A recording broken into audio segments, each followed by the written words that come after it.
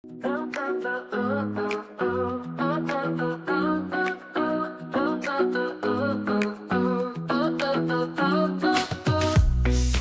into the super crowd, where dreams take flight. Learn to invest like a pro, make your future bright. Impact investing, changing the game. Crowd from the world, they'll never be the same. Super Crowd Hour, come join the ride. Change the world with us, we're on your side. Super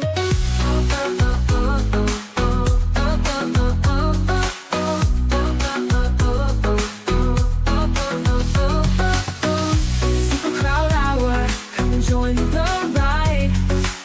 Change the world with us, we're on your side.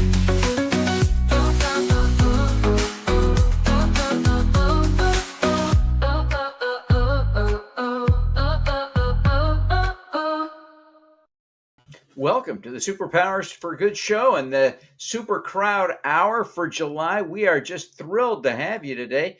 We have we are just excited, ecstatic to have you all here. Good golly, we're starting late. I apologize for the late start.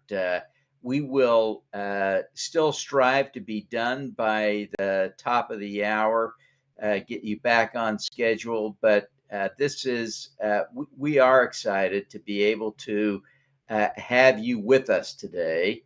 Today, we're going to be talking about the what we're calling balance sheets and beyond. Right? It's how to understand and interpret financial statements, even if you are not a financial pro, a financial professional. We are really excited to have you join us. The key thing here that I want you to understand, if you can understand financial statements, even if you've never done it before, the information is not hard to understand. I can help you understand it so you can make sense of it, make better financial decisions, make better investments, make more money. So stick around. You don't want to miss this. I want to thank Chandan, my colleague Chandan, who kind of runs the show for us. I really can't survive without Chandan, and he is just an invaluable part of the team. And I'm so grateful for his work. I want to caution, as we talk about reading financial statements and doing due diligence on investments, I don't want you to misinterpret this educational material as financial advice. You need to make your own good financial decisions. Today, after the live stream here on E360 TV, YouTube, elsewhere, we will be doing a private VIP session. This VIP session is open to anyone, but only to the first 10 people to register. There is a cost, $25. Our impact members of the Super Crowd have already received an invitation to attend for free. They have a secret Batman code, if you will, to get in for free. But and so you can. We'd love to have you join as an impact member and get free access to our VIP sessions, or you can pay $25 to join us today. We are really excited about today's program because we've got some great content for you. And like I say, we're excited about that. We've got our Impact Cherub Club. I want you to invite you to join us for that on the third Tuesdays of each month. I want to invite you to join the Super Crowd at superpowersforgood.com. I want to invite you to read my book, How to Make Money with Impact Crowdfunding. It's a great guide to investing wisely. I want to invite you to get my free book, learn how to raise capital from the crowd using AI. Make it easier. If you've got questions today, scan this QR code now, right? Scan it now. Or if you're watching on YouTube, if you're watching on LinkedIn, if you're watching on any of the channels where we normally are, but if you can comment, we'll see those questions as well. But we want to invite you to just submit questions via this Q&A function here, and we'll be able to answer your questions as they come up. So just scan that QR code to send us questions, and we will answer them live during this live stream to television on E360 TV and elsewhere. Again, you're invited to the VIP session. Let me just thank our sponsors real quickly here. We couldn't do this without them. Digital Niche Agency is the top investor acquisition agency. DNA has helped founders raise over 9 figures via regulated investment crowdfunding with a 3-pronged strategy using digital advertising, content marketing, and strategic outreach. You can't argue with success, but you can learn from it. Put the best to work for you. Book a call today. The property was dilapidated. It was horrible. It was code violations, drugs, crime, rundown RV trailers, no parking lot, no lights at night, just nothing. Our main focus is second chance housing. A lot of affordable housing households are led by single mothers. Our portfolio is 100% affordable. So our mandate is to be 20 to 30% below market rent. I'm personally $180,000 invested. We're only one of 2 companies globally to have a published social impact report for affordable housing on a Morningstar platform. We are grateful for meaningful support from the American Independent Business Alliance, Ridgecrest Herbals, Move the Needle with Rob Kaplan, and Rotary International. We appreciate our co-hosts. Prepare to be inspired by Devin Thorpe, a power. Well, okay, it's time to get to work here. I'm so excited to share. Listen, I know I know a lot of people, including over my career as an investment banker, that there are a lot of people who work in the financial sector who really don't understand how to read a financial statement. So you are not alone, but trust me, this is not rocket science. There are a lot of things that are hard to do in this world. Reading a financial statement is not one of them. This is something anyone can do. If you can shop online, you can understand a financial statement, right? If you can choose a washer and dryer, you can read a financial statement. If you can find a place to rent or a place to buy, to live in, you can read a financial statement. And this is true even for the men in the audience. One of the things I learned decades ago when I was in the mortgage business is, I was very surprised. I grew up very traditional community, and I thought men always did the money. And when I was working in the mortgage industry, I very quickly learned that about 90% of homes, women are the ones that have it all figured out, and they know the financial condition of the family. And it's not very often the men that have it figured out. But so, gentlemen, even you, trust me, even you can learn how to read a financial statement. So stick around with us here. Now, the key thing to understand is that it really is less about math and more about pattern recognition.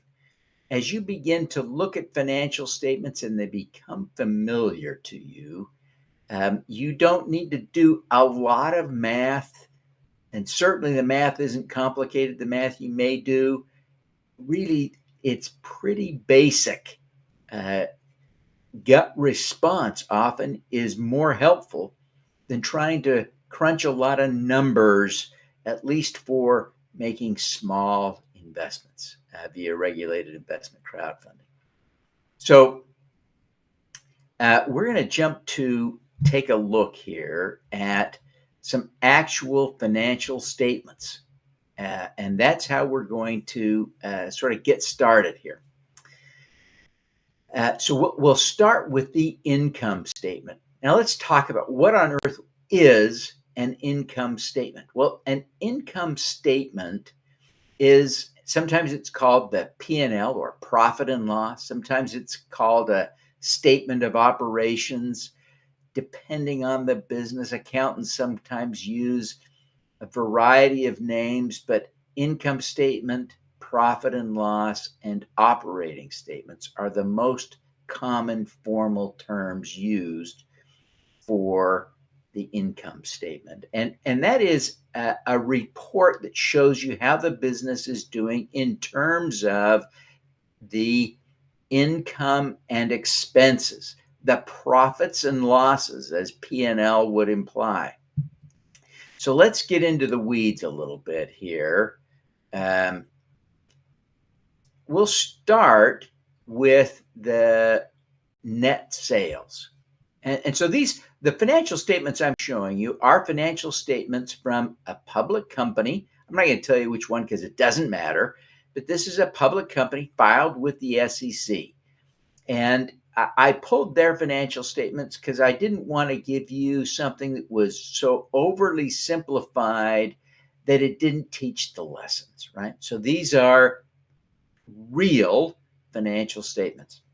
And you'll be able to see how you can make sense of them. This is not, like I say, not rocket science, not brain surgery. You can do this.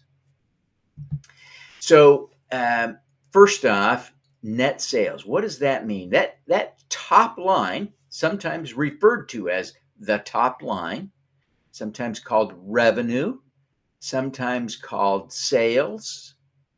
In QuickBooks and some simple accounting systems, it's sometimes called income. I find that term to be confusing as someone with an accounting background, but in a household sense, you could relate to this as being like the income of the household, the revenue or net sales of the company shows up on the top line. And so that's kind of the ins, the money that's coming in that is recognized as revenue. So cost of goods sold, what is that? So cost of goods sold is it's a fairly simple concept to understand. So let's say that you are Tesla, just as for instance, right?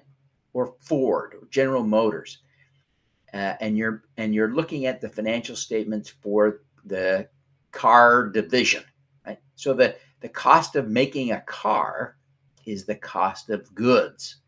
So the sale that you sell the car, the price you sell a car to the dealer for is the corporate revenue or sales. The cost of goods is the cost of making that car. And so that's a pretty basic, fundamental piece of information.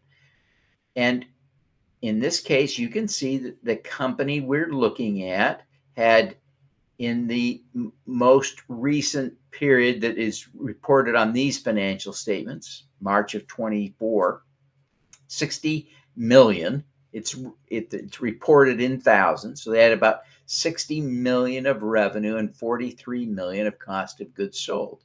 So they had a resulting gross profit of 17,580,000.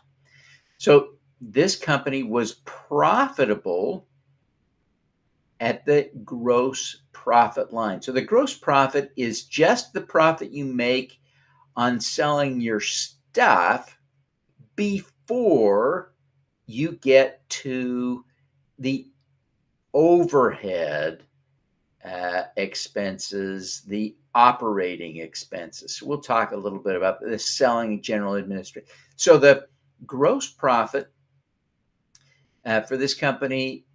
Sometimes people call it the gross margin. And accountants distinguish gross profit and gross margin this way. We talk about the dollars, we typically talk about gross profit. When we talk about the percentage, as is reported on the next line, we talk about the gross margin percentage. So this company generates an average of about 30% gross margin.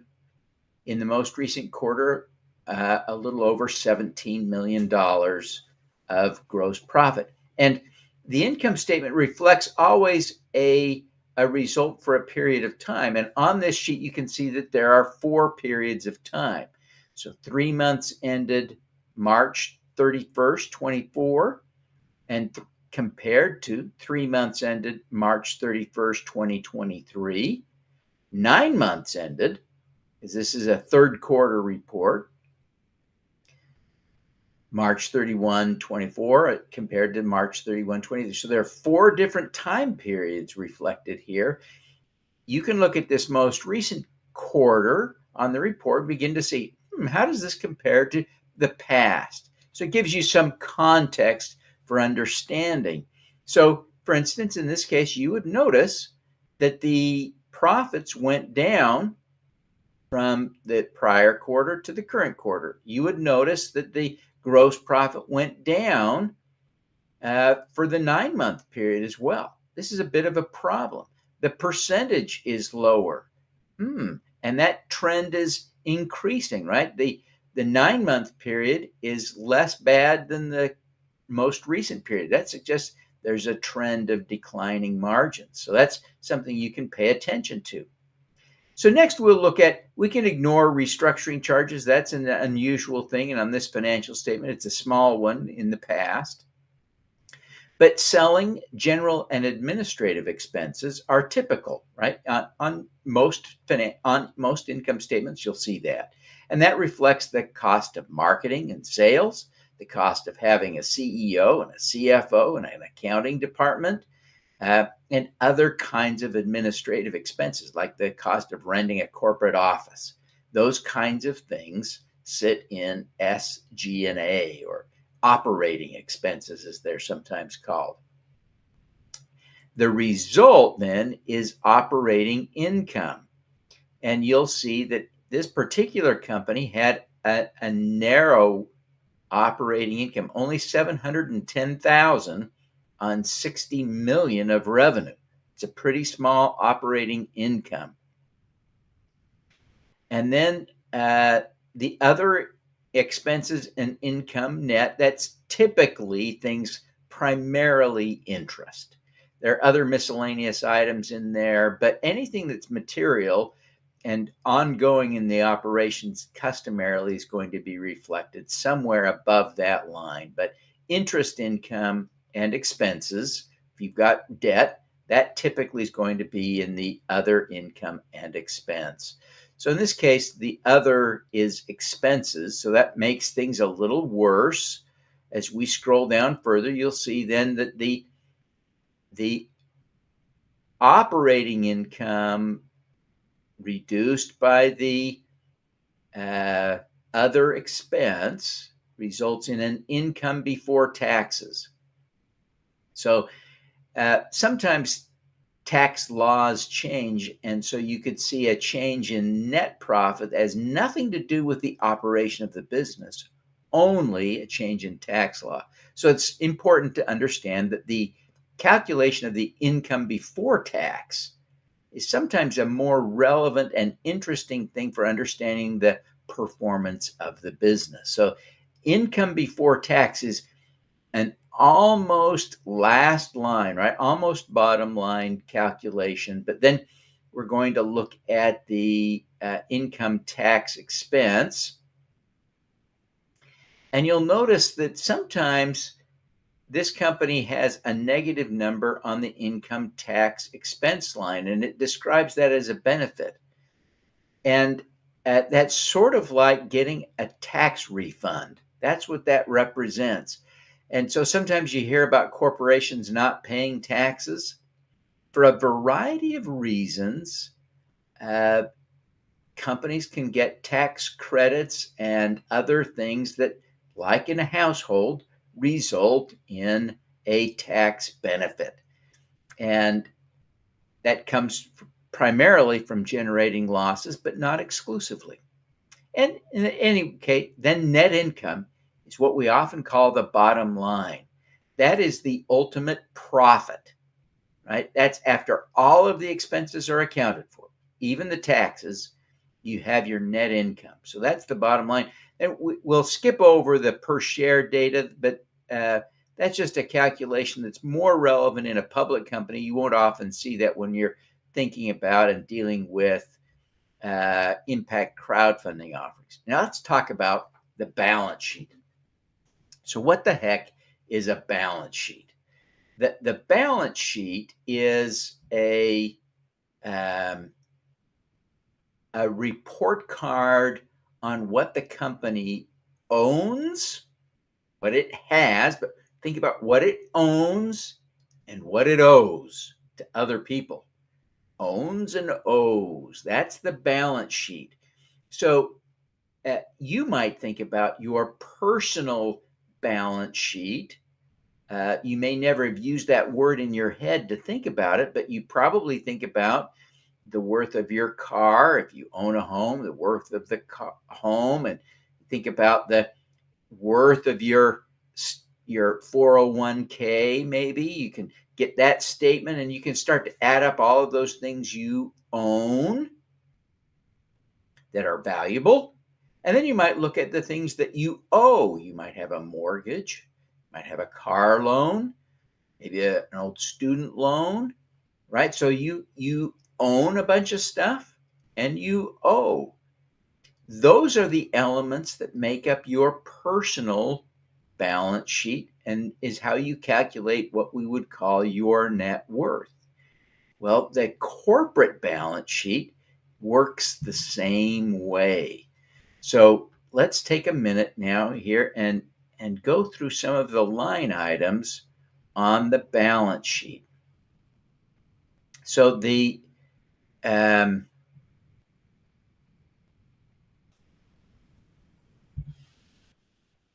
balance sheet begins with current assets. So it kind of uses a logic of saying what is cash and closest to cash on the balance sheet.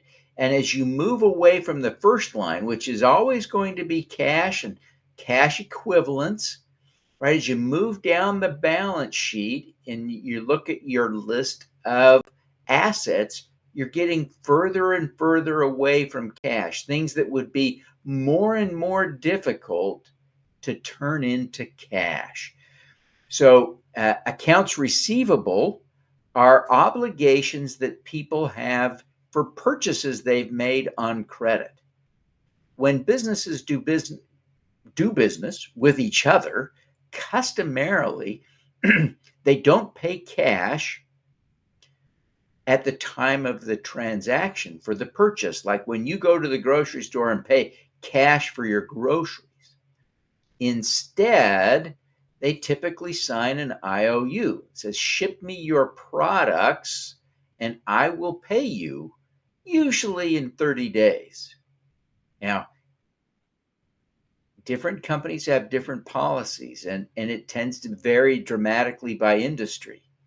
Bookstores, for instance, pay very slowly, usually on 120-day terms. Sometimes it really becomes more of a consignment, and they usually have the right to return the books they buy from a publisher if they don't sell. So it's almost more of a consignment sale. But in most industries, it tends to be a 30-day policy. There are a few industries where it's cash up front, right? Especially in consumer businesses. You're either getting cash or a credit card so that the selling company doesn't bear the burden of lending to their customers their customers borrow from a third party like MasterCard to make a purchase. Okay, so accounts receivable is next closest to cash. Inventories show up next. So these are things that the company has manufactured and will sell, right? So they're going to turn that into cash as quickly as they possibly can by selling it to someone after they've made it. Although some of those inventories might include raw materials and work in progress, things that may not be ready to sell yet. So be mindful of that. The inventories are not always just ready to sell products. Then you get into some accounting nuances, these prepaid expenses and other current assets. Thankfully, you'll see that that's usually a fairly small line item. But if you see something big there, you need to dig into what have they prepaid for? They prepaid a future expense. That may be, for all intents and purposes, really an expense. And it could be an accounting game. You would expect it to be a fairly small line item, as it is in this case. If it's big relative to all of the other items, that would be kind of a red flag. Okay, so then as we get past the total current assets, those are the things that the company believes it can turn into cash quickly, usually within a year. Then we're talking about the other assets, the kind of the long-term assets. And in those, most notably, is the property, plant, and equipment. And so that stuff is the things that are big and important, assets like the building that it might own, a manufacturing plant, the equipment in that manufacturing plant. It may also include computers and that kind of thing, depending on the nature of the business. Right of use assets, that's going to be specific to this particular company. You'll notice it's a small item.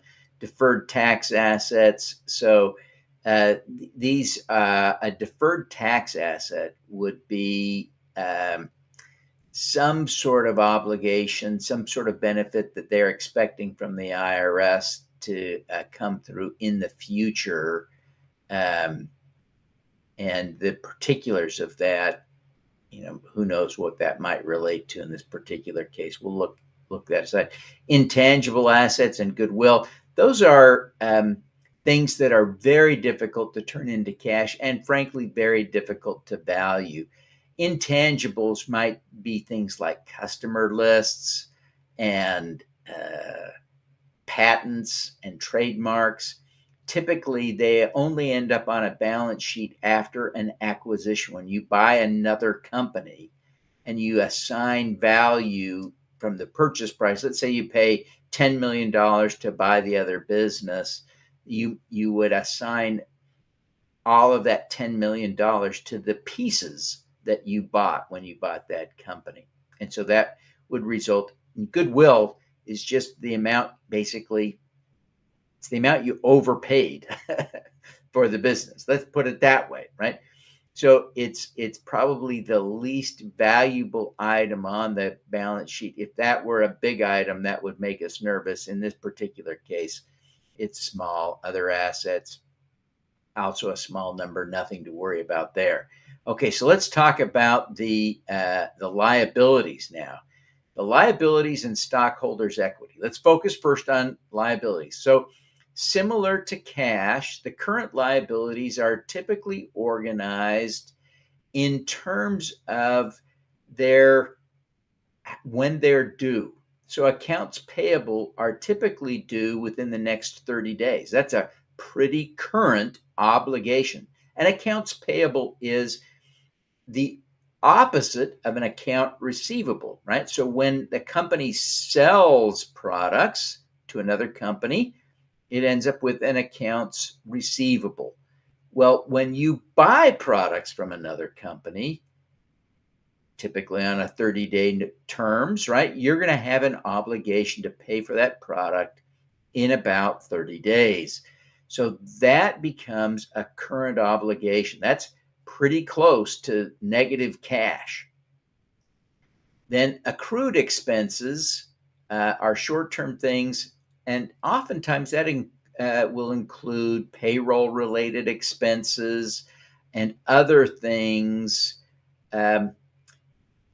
You should expect that to be not too big. The bigger that gets, the scarier it becomes, because it's a bit of a mystery bucket of things that have to be paid soon. Current maturities of debt, typically when you have a long-term loan, some portion of that, even if it's just interest, has to be paid in the short term. And so there'll be a current portion reflected on the balance sheet. Accrued compensation, that is money that is owed to the employees. Most typically, that's going to be officers, the top employees. And if it's showing up in current liabilities, that means it's compensation that will be paid soon, not far into the future. And then the current lease liability, again, that's obviously a lease payment on equipment or facilities that needs to be paid soon rather than in the long term. And then as you scroll down the page, you'll see there are other obligations. So they've got some more tax obligations, the long-term portion of the lease. So, the lease is the rental agreement on equipment or facilities, buildings, and they may have to make that reflects the balance of that obligation. And accountants often turn those lease obligations into calculations that resemble debt. So they show up on the balance sheet like a debt obligation. And then you've got some pension benefit obligations as well that you can see there on the screen. And so that's just right. When people retire, in some companies they get benefits and other things, pensions, and if those aren't fully funded, they might be reflected on the balance sheet as a liability, as they are in this case. That's a little bit troubling. If I were looking at this company and say, you should have that fully funded, you should be contributing to a pension plan so that this isn't showing up on your balance sheet. A little troubling, little red flag. Okay, so let's talk about stockholders' equity. Stockholders' equity, there's a lot going on here, but really I want you to focus on the bottom, the kind of this bottom line number here of total stockholders' equity. What does that represent? That number represents the total amount of the value from a book value, from an accounting standpoint, of what the shares are worth. And it's not unusual for companies to have a very different shareholder value, total stockholders' equity on the balance sheet from the value at which they're trading, especially in startups and small businesses.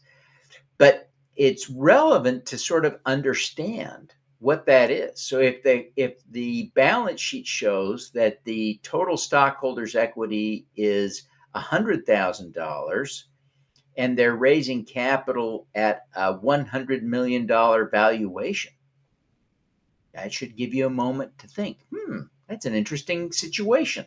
Okay. And then the total liabilities and stockholders' equity is just the total of all the debt obligations plus the stockholders' equity. And in this case, we do see something good, right? The equity is far larger than the liabilities. That's a comforting situation.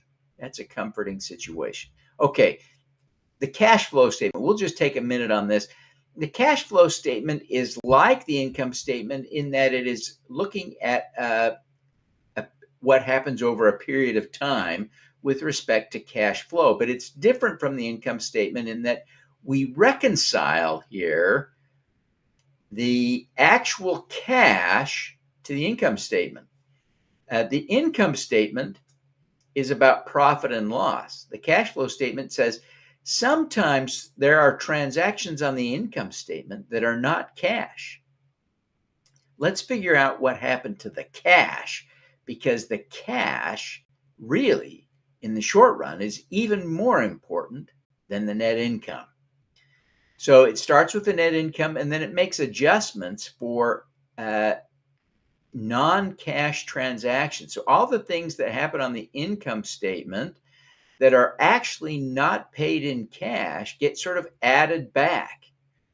And then it looks at the changes in the balance sheet. So, right, if the inventory declines, that means you sold off some of the inventory. That generates cash. If you collect more of your if the receivables balance goes down, in essence, you collected some receivables, and so your cash goes up. So that helps your cash flow. But if your liabilities decrease, oh my gosh, that means you had to pay somebody. That's the only way liabilities decrease, is you pay somebody, you give them cash. So that hurts your cash, right? You, from a cash flow standpoint, you like to have a little bit of, you don't want to have to pay people back, right? That's painful. And if you are trying to manage cash flow in your household, you know that. Trying to make all those debt payments, it can sometimes feel difficult, and corporations are no different. Then they look at the investing activities and the cash flow from financing activities. So investing is increasing your purchase of property, plant, and equipment. That uses cash if you buy more plant and equipment. And then you finance things. So you can see here, so they increased their borrowings, and they appear to have spent it on property, plant, and equipment. They borrowed about 10 million. You can see here, and you see that they spent a little over 10 million there. They also had to repay some loans. So, you see all that going on. In any case, that's the financial statements. Let me just flip back and recap how this applies now to your due diligence efforts as an investor. And, again, anyone can do this. Anyone can do this. This is not rocket science. So the reality is, if you're looking at a startup, be aware that most startups lose money for years. I think Tesla lost money for at least the first 10 years of its life, and then went on to become one of the 5, I think, most valuable companies in the world. Wow. That's how Elon Musk got to be the richest man in the world, right? That's pretty crazy. Okay. It's not unusual to see the losses increase as revenues grow. So don't panic if you see that in a startup. In a mature company, that's a bigger problem. Increasing revenue should reduce losses. In a startup, they might increase the losses. Here's the thing. Here's the key thing to look for when you're evaluating an offering.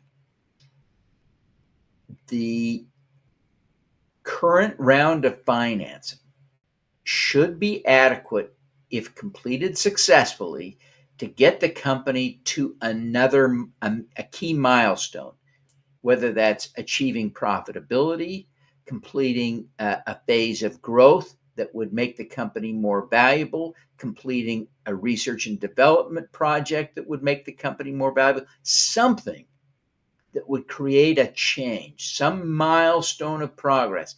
If there's no clear path to progress, that's a red flag. Okay. So a couple of other red flags.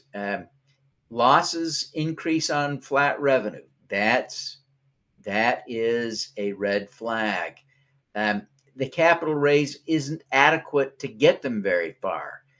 Sometimes in crowdfunding, it's a little bit worrying, but I sometimes see companies raising too little money. And you say, well, you can't possibly get anywhere with that. If you're spending $100,000 a month and you're only raising $200,000 in this round, you're only giving yourself 2 months to live. That's not enough. It's not enough. You can't get anywhere in 2 months in a corporate situation. And sometimes the debt is overwhelming. And you can look at the balance sheet and say, wow, this company may not be able to pay back all of that debt in any reasonable time frame. So I want you to sort of keep it simple. Don't get too bogged down in these numbers. Don't be discouraged. Look at, is it profitable, and is there a path to profitability? How much cash do they have? Can they survive long enough to make a difference, to make progress? Can they make progress with the cash they have now and or the cash they will get in the current raise? And then is the debt beginning to be overwhelming? Keep in mind that some forms of equity investments, convertible notes and safes, will show up on the balance sheet as debt typically, but they convert to equity in a future equity round. And so that could wipe out all of the debt and convert it to equity. So be careful when you're looking at debt, not to be concerned about debt that is convertible to equity. Okay, we've gone over time, so we won't have time to do questions here today, but I really want to thank all of you for being with us, and I do hope that you will join us now in the private VIP Q&A session. I apologize for the technical problems we had at the top of the show. We are really grateful that you would take the time to join us today. I hope we'll see you in the VIP session. Thank you very, very much.